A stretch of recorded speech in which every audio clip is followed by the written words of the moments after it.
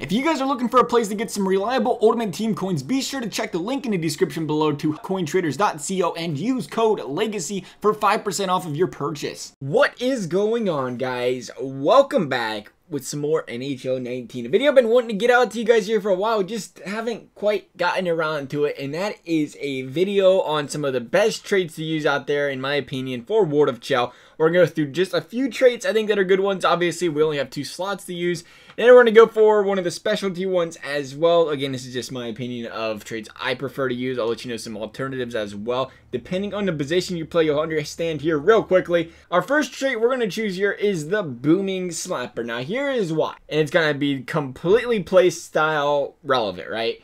I like the Booming Slapper because it ups your slap shot accuracy, it ups your slap shot power.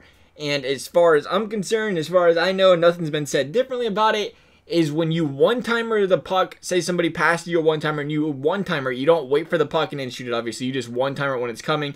That is accounted for by your slap shot power and your slap shot accuracy. And I am one that I set up a lot for that, right? When I'm, especially if I play center, even if I play wing, I'm always trying to position myself for that one-timer, and I'm always prepared for that pass for the one-timer. So when I shoot, especially in World of Chel, a lot of my shots come off of the one-timer. I guess you can be defensive or forward-minded at this point if you like one-timering as a defenseman as well. But this is coming, when you think about it as a forward, a lot of the times when you take them wrist shots, it's coming in close to the goaltender. Some people take them farther away, but I feel like taking a wrist shot from a distance is an easier save. Now, this is where I bring up, if you are a defenseman and you do like taking wrist shots for rebounds, then that does account a little bit differently. And at that point, you might be considering sliding on over here and trying to do the quick wrister instead of the slap shot if you do take more wrist shots over slap shots as a defenseman. Again, that's the same thing here. If you feel like you don't take a lot of one-timers, then stick with the quick wrist shot. Don't take the Booming Slapper if you're not going to use it a lot and then waste your wrist shot accuracy and wrist shot power. It comes down to which one do you use more, because you're losing the other one, right? I feel like the slap shot accuracy, you definitely want to have the accuracy. It's more important to make sure you drill them one-timers than it is to potentially drill a soft wrister from, you know, maybe a bad angle or something, right?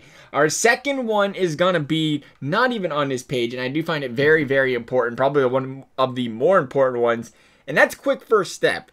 Speed is everything and always has been everything in pretty much every NHL game, and it all makes sense, right? I mean, look at McDavid, one of the fastest guys in the league, if not the fastest. Look how great he is. I mean, I don't have to defend it, right? Speed's obviously very important, and the only thing you're gonna lose clicking on quick first step is a little bit of agility. And in years recent, and it doesn't feel like it's changed too much, at least so far this year, agility's actual stat rating doesn't seem to affect how agile your player is as much as the size of your player, how much your player weighs when it comes to agility, right? And since you have that ability this year, I do feel like even if you were to lose, you lose 3 on the agility, I don't feel like you notice it that much compared to gaining 3 on the acceleration, which is very important. Like I said, speed is very important. I still don't feel like I'm losing much agility, so I feel like this is probably at the top of the list when it comes to traits you should be selected. Forward, defenseman, heck, even if you're a goalie that likes to play the puck. Which does bring me to a quick point, is we are not going to be going over goalie traits. I am sorry, goaltenders. I do not play enough goalie to go out there and determine which traits work better for other ones, so I don't want to give you, obviously, incorrect information. And then our third trait of these that we're going to bring up, and I will say real quick, I do like Face-Off King, but at the same time, obviously, if you're a winger, you're not going to use Face-Off King a lot. If you're a center, go ahead and think about it, of course. And I will also say one thing, I don't really struggle even, I think I played a guy that had Face-Off King too a couple different times. Still managed to beat him in a dot. A lot of the Face-Off draws, it's obviously going to help having Face-Off King a lot if you guys are both saying you're going both tie-up or you're going both backhand. It's obviously going to help if you have Face-Off King and he doesn't. But a lot of the time it comes down to just following the other center. I'm pretty sure I'm still close to about 66%. Alright, it's not too bad. I thought it was a little bit higher than that. I guess I've been, you know, slacking in a dot lately. But more of the secret at the end of the day is just paying attention to what your opponent does. Everybody thinks, oh, he's doing this, you gotta do this, he's doing this, you gotta do this. At the end of the day, especially this year, they've made every face-off pretty much counterable from both grips. You really just gotta learn what your opponent's doing. That is the #1 thing when taking face-off draws, is understanding your opponent's tendencies. Although, like I said, Face-Off King, good addition. But we're going over here. We're going to Good Stick. I like Good Stick. Now, again, it's a preference thing, I guess. Maybe as a defenseman or as a bigger guy, you're not into it. But I'm willing to lose that +3. It's actually quite a bit. That +6 on the body checking. Because, in my opinion, right now I'm a 69 on the body checking. Is there a difference between a 69 and a 64? Not really. There really isn't. Maybe, but at the end of the day, an 84 to an 89 for stick checking, that can be a pretty big help for somebody that actually uses the stick check. Maybe you take less penalties. Maybe you're more accurate with the stick check, opposed to like I said, I'm really not a big enough guy to be body checking, guys. A -5 at my size at a 70 already at the body checking. Maybe if you're talking 80, 75, upper 70s, 80s in your body checking, you want to rethink this one.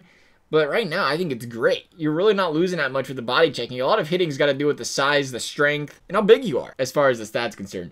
And then finally, we're going to go over, we are in the wrong area. We have to go to specialty. Some of the specialty ones I like using. Honestly, you can't go wrong with a lot of these. And as far as I know, none of these affect your other stats to a negative degree. So I think they're great. You really can't go wrong here because you're not going to see, let me say I want to add back skating, but I'm going to lose +10 or -10 on agility, right? I don't think they do that as far as I know. So I feel like it's a preference thing, what you like to use. Some of the ones I think are nice to use would be, let's see here, I was down here somewhere. Drive to the net. Obviously, you want to score goals, you got to drive to the net, right? When it increases your balance and increases your puck control, that's obviously going to be a pretty good help saving you from getting knocked off the puck, losing a puck near as easily. Then I like hot saucer as well, just because I feel like I can sauce in this game, even though sometimes I'm not very good at it, but you got to like a nice sauce. They always look cool, right? So if you like doing saucers, it's obviously going to help you quite a bit. They're getting more accurate with them saucer passes. And then there's one-time wonder as well. Maybe if you have unlocked this one already, it's something you're going to think about and you're going to be like, I don't even need to use your booming slapper from earlier because we're just going to get the upgrade on the one-timer slap shot accuracy or the shot accuracy just from using this trait, right? Honestly, though, one of the most important ones I think that might get overlooked is the back skating, especially as a defenseman. Maybe not as much as a forward, although I do like playing heavily defensively as a center at forward, is the slight increase to back skating speed while skating backwards. You don't want to get burned, right? The most important thing is to be able to keep up with your opponent, whether you get close and pinch up on him or whether you're just trying to give him extra space. You don't want him to blow by you. Back skating speed's pretty important for a defenseman.